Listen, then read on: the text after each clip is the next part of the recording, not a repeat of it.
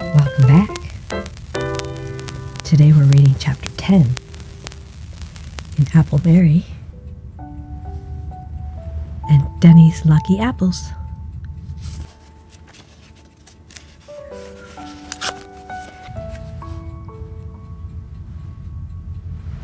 Chapter 10. A Change of Heart.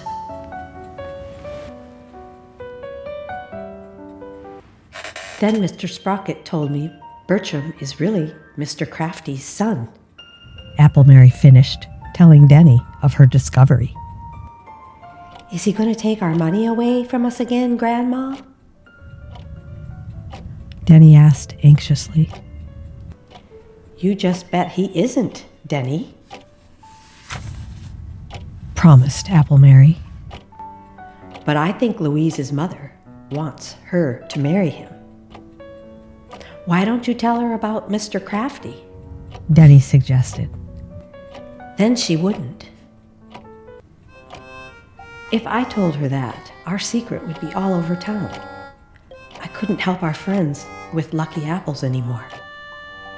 I don't know what to do about it. Apple Mary worried. The person Dennie was most tempted to tell was Jim Biff. When he and Jim were alone that evening, Dennie was almost bursting with his secret as he listened to Jim's unflattering views on Bertram. Haven't seen much of you lately, Jim admitted. Been working pretty hard. Tell me, has that caller ad, Bertram, been hanging around Louise a lot? Uh-huh, Dennie reported.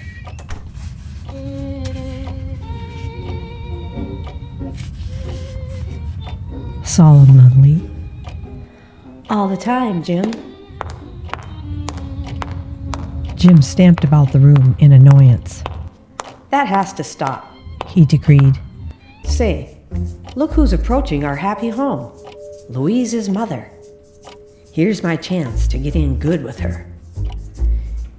You'd better be careful, Dennie warned, as Jim went to open the door for the caller. Huh, I didn't know you'd be here, was the cool greeting Jim received. Where's Louise? She and Mrs. Worth went out. They'll be back, Jim told her courteously. Come in and wait, won't you? I have something to say to you, young man, she replied coldly. Your attentions to my daughter, Louise, are most unwelcome. Jim stood silent before this blast, but Dennie was equal to dealing with any occasion. Oh, but they're not, he piped. Louise likes him. The caller returned again the next afternoon to see her daughter and Mrs. Worth, but in a very different mood. Something had happened that morning. Mr. Sprocket was the first to see the news as he unfolded his morning paper. Great Scott! Look at this! Bertram Crafty caught in police net. In big swindle, he read aloud excitedly. He really smiled for the first time since he had recognized Bertram that evening at Apple Mary's. Sprocket, things are breaking right for you, he told himself.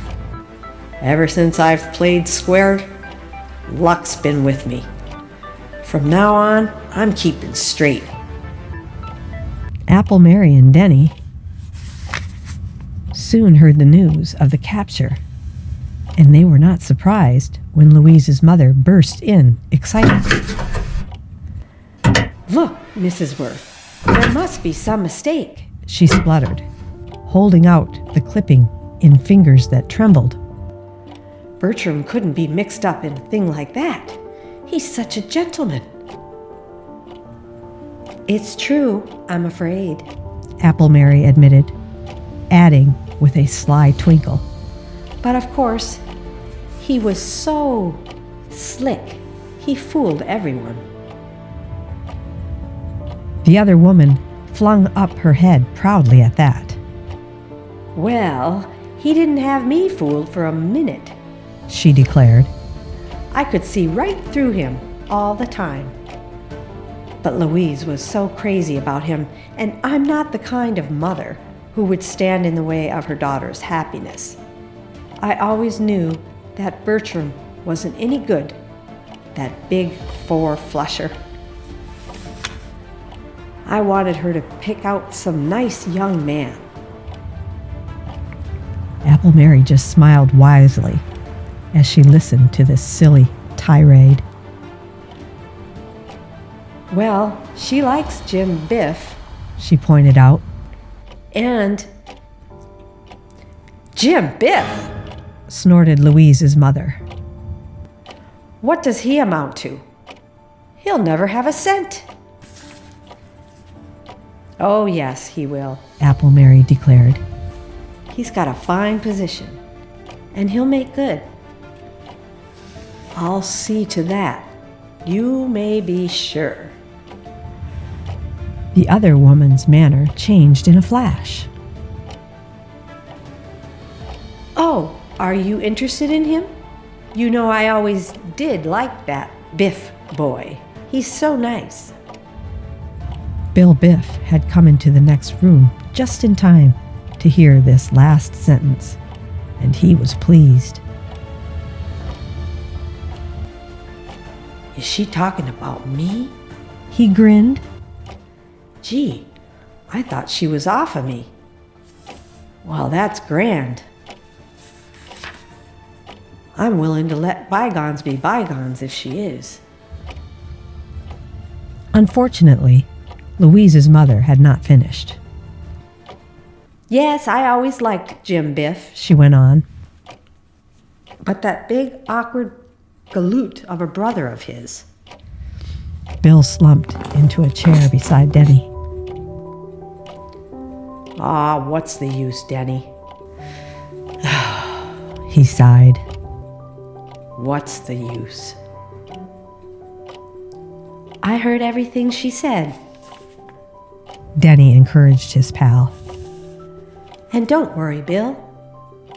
At the rate she's changing her mind about people, she'll be calling you pal yet.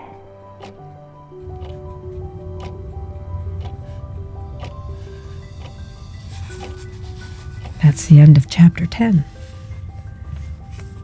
Won't you join me next time for chapter 11? Back on their feet.